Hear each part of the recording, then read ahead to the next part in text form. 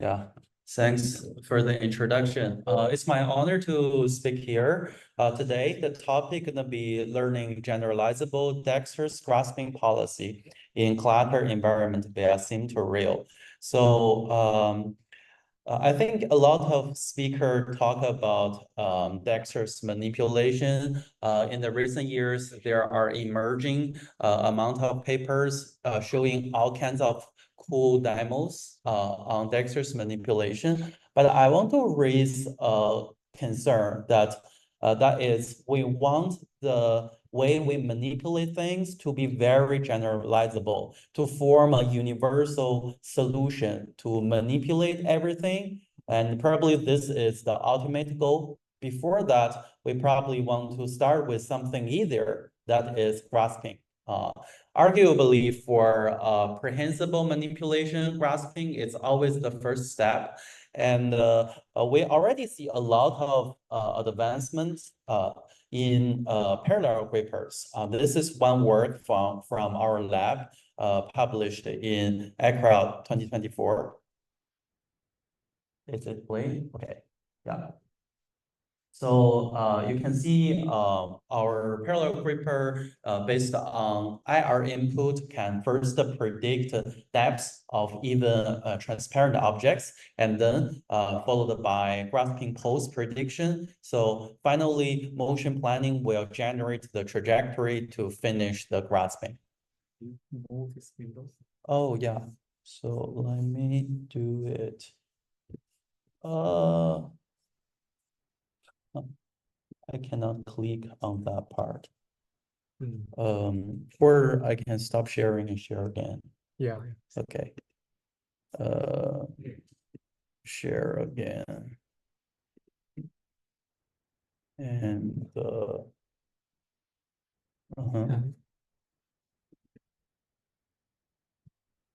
what should I do to? Oh yeah, you got it. Oh, by the way, the hue here is incorrect. I don't know. It's like everything is colored by more dark color. Probably because of this cable.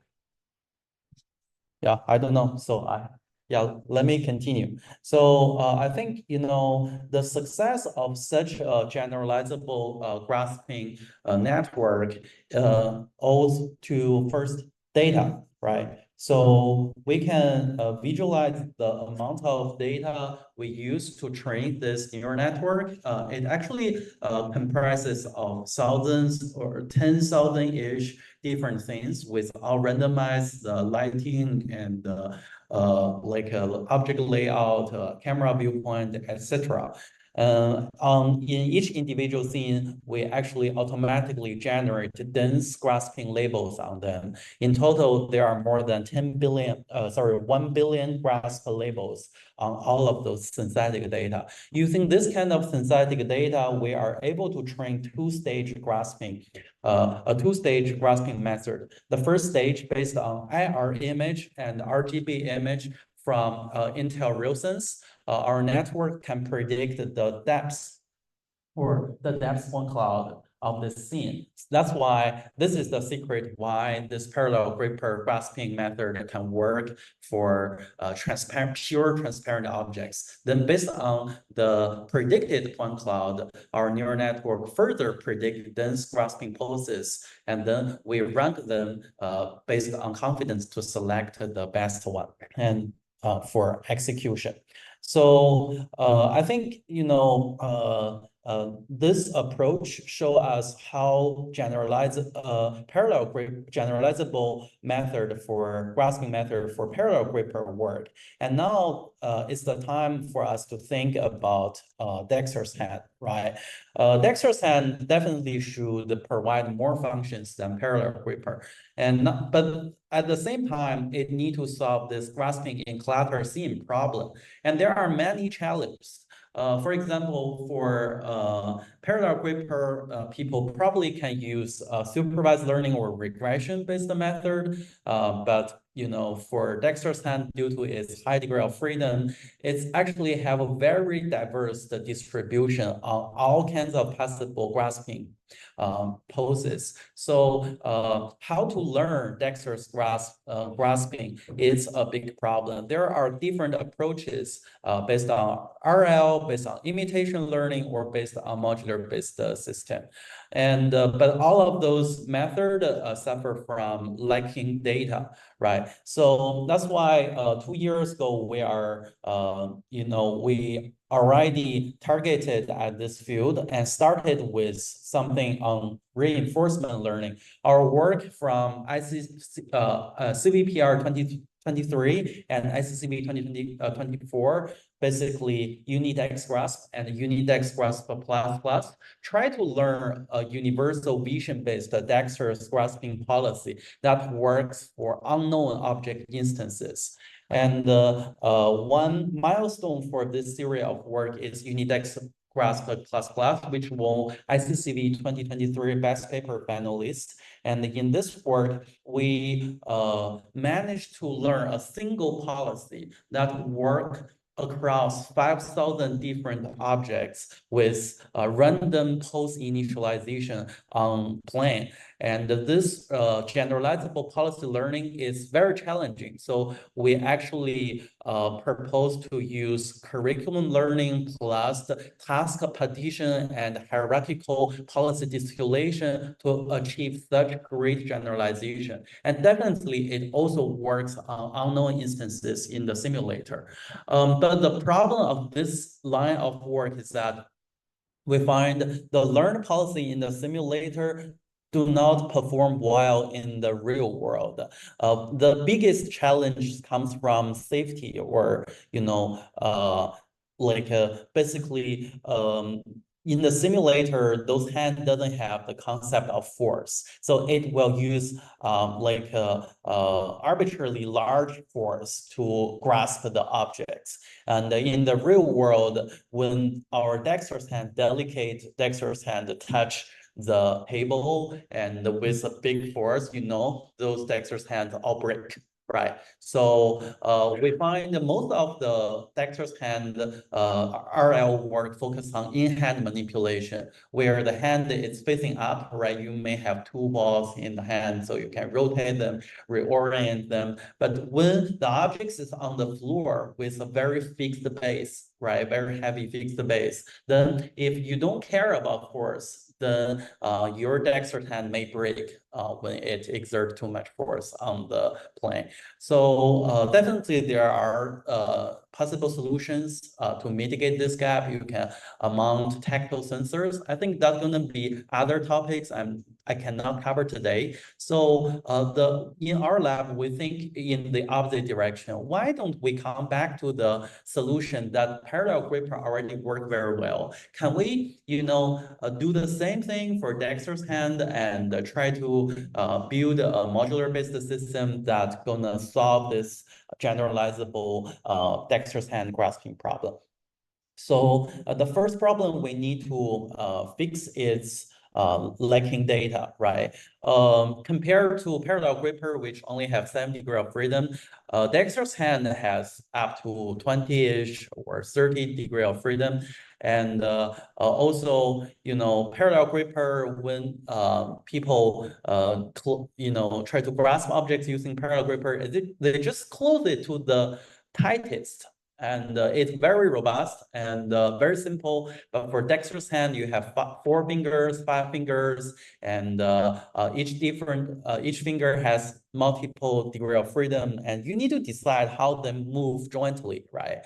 So it's actually to learn such a dexterous grasping post generation network, you'll need more data than parallel gripper, and those data need to have high quality. Otherwise, it won't be able to achieve generalization. So here I review some data collection method people have proposed so far. First, people proposed that we can learn Dexterous hand,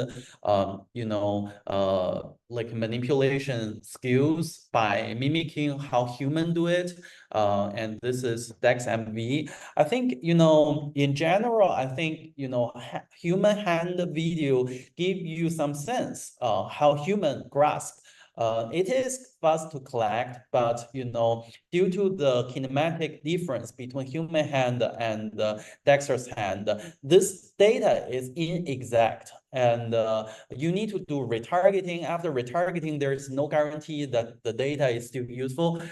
So in general, my feeling is there are still a lot of things need to be done for leveraging human hand video data for learning generalizable robotic dexterous grasping. And another approach very popular right now is leveraging teleoperation data. I think, I realize people are making those teleoperation devices cheaper and cheaper, more accessible. But again, it's still like slow because you need to operate them in the real world, right?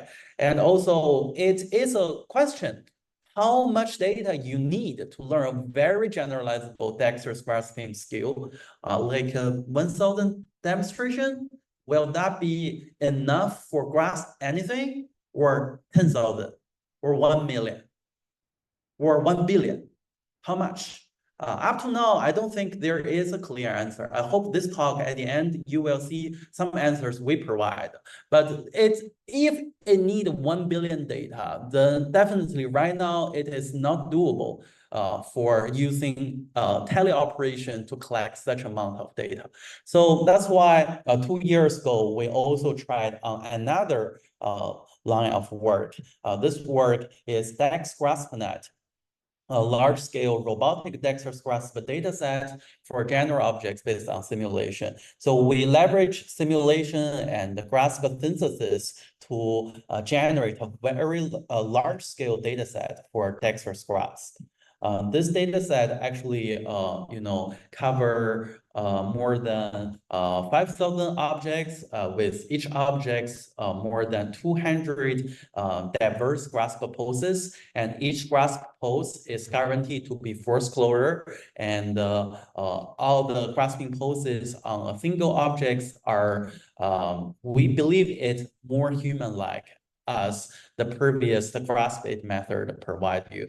And they are also very diverse. So we believe this 1.32 million grasp dataset provide a starting point on learning generalizable dexterous grasping. And definitely in this work, we propose this approach for grasping synthesis. The key part is differentiable force closure energy. So it basically like optimization pipeline that highly efficiently search for grasping poses that satisfy force closure condition. And you can see like this on the top row, there are dexterous grasp poses generated by us. And the bottom row is from grasp it. Our grasping poses are more stable and human-like than grasp it. And this method also works on other kinds of hand, or including not limited to shadow hand.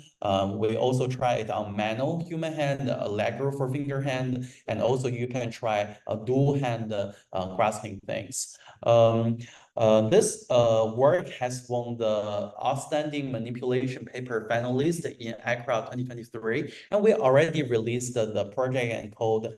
The limitation of this work, I would say, is just the grasp of single objects. So to achieve the same level generalization in parallel gripper, we need grasping poses in cluttered scenes. So that's why, recently we submitted a new project called DexGraspNet, V2. And in this work, we aim to generate a large-scale training data set with enough variation in both object shape and scene layout for cluttered environments. And again, we need to guarantee all grasp labels are force closure. And the last thing, not the least, we need to generate data really fast. For DexGraspNet 1.0, we spent 1 week on 8 A100 GPUs to generate 1.32 million grasp labels. Now the question is, to generate 1 billion grasp data, how long do we need? We cannot simply just scale up our GPUs, right? We really need to speed up our synthesis method. So in this work, we actually leverage single object grasping poses and compose them into a scene, and then filter out all grasp poses with collision and then validate them in ISAC to make sure all of them are, valid grasping way that can leave object up. And in this project, we re-implement DexGraspNet and also task range space-based method. And also we try Kurobo for fast trajectory generation. And in total, we managed to speed up data generation speed for 300 times. And that's why in total we can generate 429 million valid grasp poses. Here is visualization of the generated DexGraspNet 2.0. So on each pile of objects, we generate more than, I think, hundreds of thousand grasping poses. And there are more than 7,000-ish training things covering 5,000 object instances. And so in total, they are like 0.4 billion Dexterous grasps. And then it's the time for us to think about method, right? What kind of learning approach are we going to use to absorb such amount of Dexterous grasp data from the simulator? And definitely there are many challenges, including complex clutter scenes and diverse grasp pose distribution, and also fail to learn in a regression way. So that's why we propose a conditional diffusion model leveraging local geometry feature for doing this Dexterous grasping pose generation. And so it's basically two-stage. In the first stage, our neural network need to predict where there are high graspiness, basically kind of affordance that you can grasp near this position. And then in the second stage, our neural network predict the residual position, rotation, and finger joint angles. And so this is the total a neural network figure. So I'd like to emphasize why we need this first stage seed point proposal. Because you can directly extract a global feature of this clutter thing and throw it to a diffusion model as the condition for generating grasping poses. However, this approach is problematic because, grasping one object, for example, there are several objects in front of me. It more depends on local geometry, not really, the object far away from it doesn't really matter so much. If you take take the global scene feature as input to the diffusion model, then it will overfit on your training data, even if your training data already achieve 7,000-ish scenes with in total 0.4 billion data of grasps. So that's why you need to first localize where are the highly possible region for Dexterous grasping, and then extract the local feature from that local region and only use that local region feature as condition for the conditional diffusion model to generate grasping pulses. Our ablation study proved that without this localization, local feature, and the performance, it's very, very bad. It's like only 10% success rate. So I will skip the detailed method. So give you a visualization. So given a single view depth point cloud, and this is graspiness prediction, and then we generate a lot of seed points on top of them, and then grouping local feature from each individual point, then the diffusion model will operate to find the grasping pulses. And definitely we're gonna generate 1,000-ish grasping pulses. And there is a way to estimate the probability of each grasping pulses generated by the diffusion model. We're going to rank the probability and also add the graspiness, take graspiness into it to form a final ranking of all the possible grasping pulses and only select the best. So this diffusion based approach easily achieve the SOTA on our Dex Graspnet 2.0 benchmark. And you can see all the previous works can only achieve 50-ish or up to 60-ish success rate. And our model can achieve from 70-ish to 90-ish based dependent on the complexity of the scene. And again, here I want to show you the scaling law we observed when training this diffusion model. So here, let's look at the second figure. One means we use the total 0.4 billion data, and 1 divided by 10,000 means we only use that amount of data. And our method performance is this curve. We can see that if we only use 1 divided by 10,000 amount of data, the success rate in simulator only achieve 58. However, when we use 0.4 billion data, total data, the success rate achieve 86 in the simulator. And I have to say that in the real world, we actually can achieve more than 90% success rate because the simulator actually is sensitive to all those physical collisions. In the real world, when we have some soft material at the fingertips, the success rate actually is greater than that in the simulator. So that's why my feeling is if we want to learn such a generalizable dexterous grasping method, using teleoperation may not be doable, at least right now. We need that amount of data. And I can quickly show you how the our method work in the real world experiment. This has been a real world demo in our lab. Everyone, when you come to our lab, you can see it. And you can try, no matter what you provide to this dexterous hand, it grasps things cleverly and very generalizably. We try, Starbucks cups you just drunk, right? And we try a lot of different transparent things. Definitely here, we leverage our AS grasp to predict the depths and use that depth point cloud as input to our diffusion model. And so far, I think this is the most generalizable dexterous grasping method I have personally seen. And it can grasp, deformable objects, rigid objects, and the random objects, and randomly, layout in a random layout. So in general, we find the success rate is more than 90%, but definitely not 100%. Something in between, depends on what kind of data you provide to them.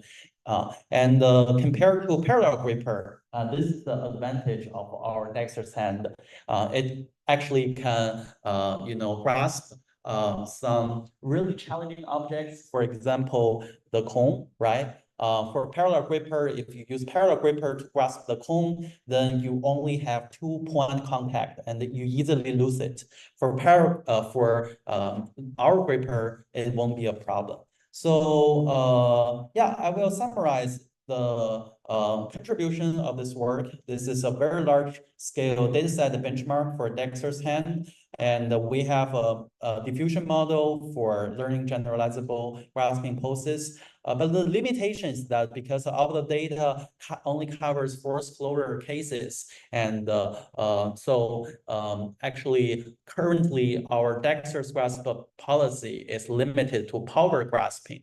So that's why I think we need to go beyond the force closure. And our recent work accepted by IROS actually propose a new way to synthesize task-oriented Dexterous grasps. Now the input is a desired force and a torque on objects, and not just the force closure. So a lot of manipulation, for example, this one, it's not force closure. However, it only needs you to satisfy this rotational torque along the z-axis. And our synthesis method successfully, handle different tasks with specifying force or torque. And we can also try our synthesize the data in the real world, and we find that it actually worked really well on those manipulation tasks. For example, opening bottle cap and also rotate this knob. Yeah, I think in general there are still a long way to go, and we think in addition to reinforcement learning and imitation learning, we are thinking another approach that the data comes from synthesis, and we purely use supervised learning to do it. And I think there definitely are a lot of challenges. I hope we can discuss further in the panel or sometime. Okay, thank you guys.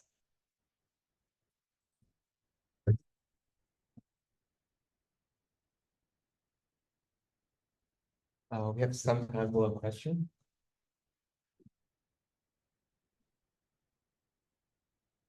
Hello, Professor. Very impressive work. How did you solve these collision problems in the cluttered scenes? Maybe you mentioned something. Okay.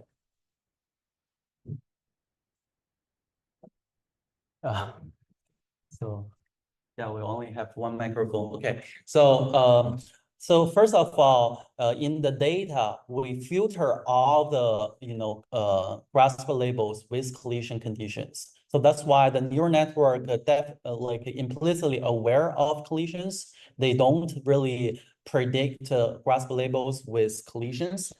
And then once the neural network predicts grasping poses, we're gonna use scrollable to generate collision-free trajectories. And the target pose would be the predicted pose with a little bit open, so that it further reduce the chance that there is collision. Once the grasp the dexterous hand move there, we're gonna squeeze it using heuristic to do the grasping. I know it's still very ad hoc. I believe in the future people would find better way to do it, but this is how we do it so generalizable.